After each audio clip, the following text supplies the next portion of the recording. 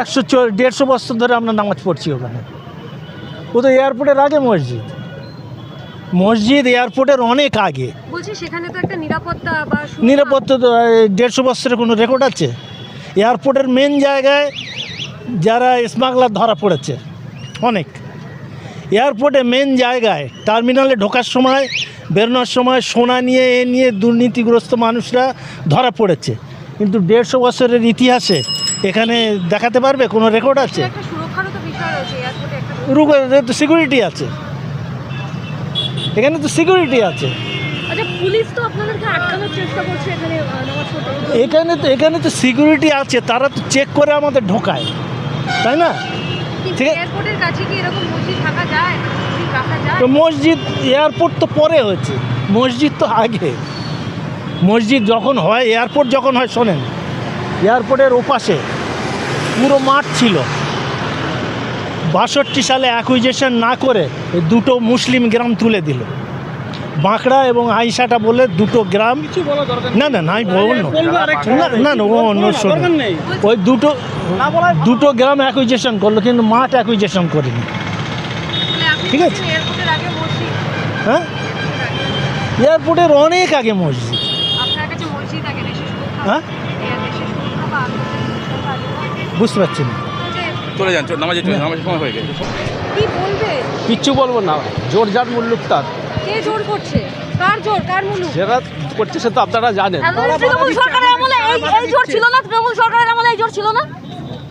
কোনো সরকারের আমলে ছিল না, তৃণমূলে ছিল না, তো বামপন্থী সরকারের আমলে ছিল না, কংগ্রেস ছিল না। বিজেপি সরকারের আমলে এমন হচ্ছে বলে মনে করছে? করছে কোনো গায়ের জোর পলিটিক্স করছে তো। কালকে প্রতিশ্রুতি দিয়েছিল এবং আজকে তাড়াহুড়ো করে চলে গেল। তাহলে আপনি তো রীতিমতো চ্যালেঞ্জ ছড়ে দিচ্ছেন। এবার আপনাকে যদি গ্রেফতার করা, আপনাকে যদি গ্রেফতার করা করছেন যে মসজিদ তুলে দেবো, কে আপনি? না, উনি তো মুখ্যমন্ত্রী, উনি তো রাজ্যের মুখ্যমন্ত্রী।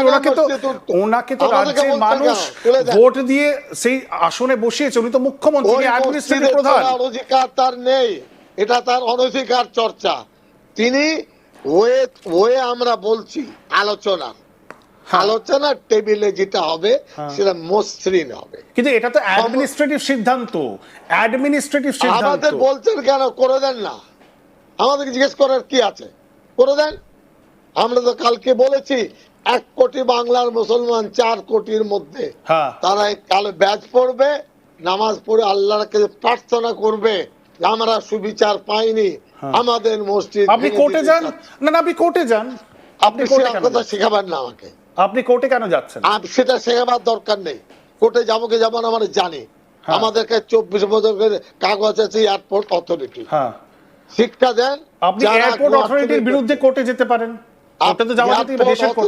টেলিফোন ধরে না, 2 বার থানায় গেছি, তারা নোটিশ নেয় না। এই তো তাদের মরদ। যদি সত্যের উপরে থাকে নোটিশ টাঙিয়ে দিতে কি অসুবিধা আছে? আমি জিজ্ঞেস করছি, আপনি সংচালক, সম্মানীয় ব্যক্তি, একদম বলেন একটা নোটিশ টাঙিয়ে দেবে যে আমরা নোটিশ দিচ্ছি, মুখ্যমন্ত্রী বলেছেন, তাহলে কি ভয় হচ্ছে আপনাদের? আমি জিজ্ঞেস করছি। না, আমি একটুখানি শোনাই মুখ্যমন্ত্রী কি বলেছে সিদ্দিকুল্লাহ সাহেব, তারপর আপনার কাছে প্রশ্ন। ঠিক আছে, আমি একটু শোনাই মুখ্যমন্ত্রী কি বলেছেন, আমি পিসিআর কে বলবো মুখ্যমন্ত্রী কি বলেছেন। আপনাকে কিন্তু অ্যাড্রেস করে বলেছেন উনি, একদম আপনার নাম নিয়ে। আমি সেই জন্যই বলছি, আপনার ভয় করছে না? আপনি যদি এই যে নতুন গুন্ডা দমন আইন হয়েছে, আপনি যদি এইভাবে প্রভোগ করেন, তাহলে আপনাকে তো অ্যারেস্ট করতে হবে। দেখাবেন না, আমি গুন্ডা নই। যারা গুন্ডা তারা ভাববে, যারা গুন্ডা তারা ভাববে সিদ্দিকুল্লাহ চৌধুরী গুন্ডা নয়। এই মসজিদের আমরা নামাজি, আমাদের মসজিদ নেই। নীতিগত আলোচনার মাধ্যমে মসজিদ নেবেন, জোর করে মসজিদ নেবার ক্ষমতা মুখ্যমন্ত্রীর হাতে কেউ দেয়নি। কিন্তু সিদ্দিকুল্লাহ সাহেব, কালকে তাহলে আপনি কোথায় পড়বেন না?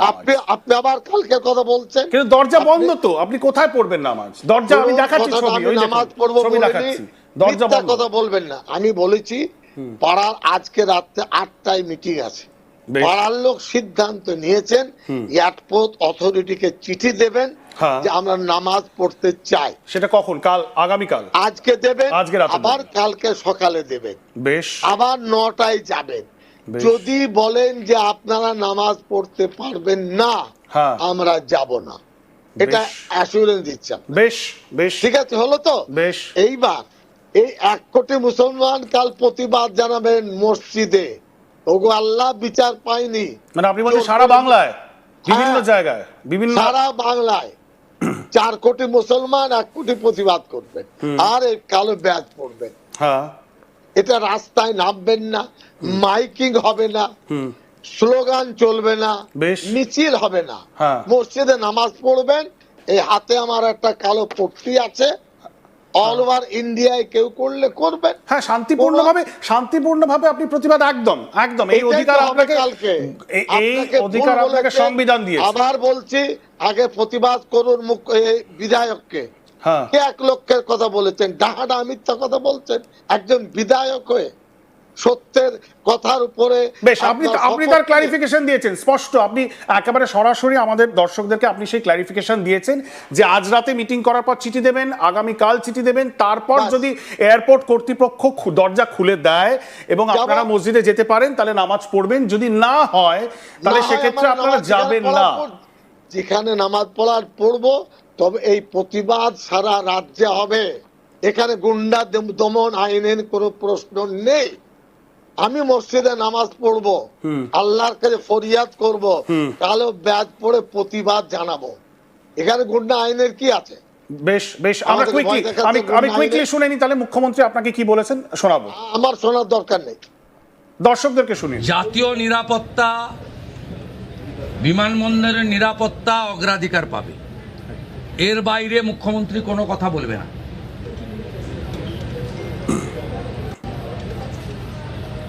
উনি খুব নরম নরম কথা বলেছেন, এইটাই সরকার। অন্য সরকার হলে ধমকাতো, যেমন রেজিনগরের লোকটা ধমকাতো, এখন আর ধমকায় না। এই যে আগের সরকার থাকতো ধমকাতো যে আমাদের ভোটে সরকার করেছি, এখন নরম নরম কথা বলছেন। জাতীয় সুরক্ষা এবং বিমানবন্দরের নিরাপত্তা আগে দেখতে হবে। এই বিমানবন্দরের লোকেশন খুব গুরুত্বপূর্ণ নিরাপত্তার ক্ষেত্রে। শুনলেন আপনি সিদ্দিকুল্লাহ সাহেব যে জাতীয় সুরক্ষা এবং নিরাপত্তা এটা নিয়ে কোনো কম্প্রোমাইজ হবে না, ওটাকে নিশ্চিত করতে হবে। আমার বক্তব্য যখন খুশি ভাঙবেন, এটা জিজ্ঞাসা করার কি আছে মশাই? তাড়াতে ক্ষমতা কে মানা করছে?